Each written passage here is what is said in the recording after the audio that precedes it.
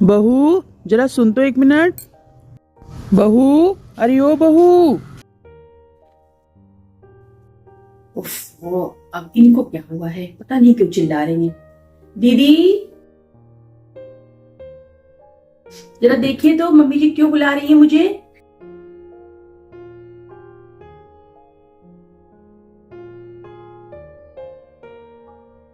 अरे बहू, कहाँ रह गई? मैं तुझे कब से आवाजें लगा रही हूँ।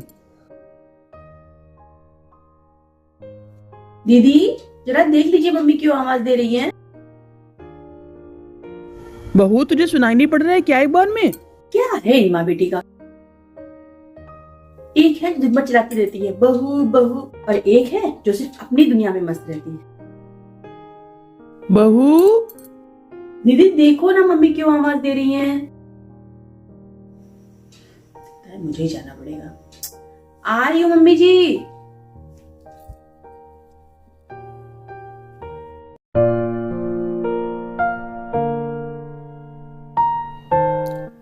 चलो थोड़ी देर भाभी के पास बैठ लेती हूँ। भाभी, भाभी तो अपने कमरे में नहीं है।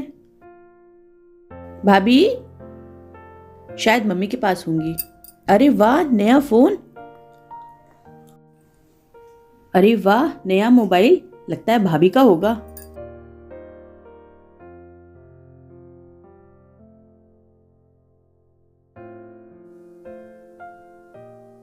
इसमें तो बहुत अच्छे फीचर्स हैं।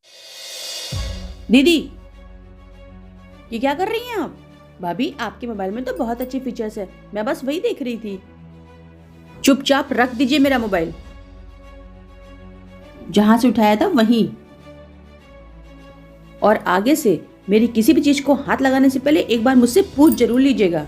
क्या मतलब भाभी, मैं आपका मोबाइल नहीं छू सकती? बिल्कुल भी नहीं। मेरी किसी भी चीज को हाथ लगाने की आप कोशिश भी मत करिएगा। एक बार बता दे रही हूँ, बार बार नहीं बताऊंगी। लेकिन क्यों भाई?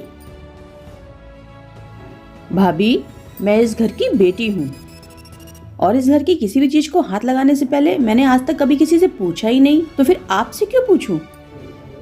वो सब मैं नहीं जानती कि आप इस घर में किसी की भी चीज बिना पूछे छूती हैं और उससे कोई ऐतराज नहीं। लेकिन मेरी चीजों को अगर कोई मुझसे बिना पूछे छूता है ना, तो मेरे बर्दाश्त के बाहर होता है। मैंने अपने दोनों भाइयों से, बड़ी भाभी से कभी भी नहीं पूछा उनकी कोई चीज हाथ लगाने से पहले। तो फिर आप ऐसे कैसे? घर में आप किसी से पूछो चाहे ना पूछो, लेकिन मेरी चीजों को मुझसे बिना पूछे हाथ लगाने के बारे में तो आप भूल ही जाइए। और अब जाइए यहाँ से, और आज के बाद मेरे कमरे में तभी आइएगा जब मैं अपने कमरे में रहूं, मेरी एब्सेंस में नहीं। बड़ी भाभी ने तो आज तक कभी मुझे इस तरह से अपनी चीज़ों को छूने के लिए मना ही नहीं किया। उल्टा मैं उनकी जिस चीज़ को हाथ लगा दूं, वो चीज़ बड़ी भाभी बिना मुँह बनाए मुझे खुशी खुशी दे दिया करती थी।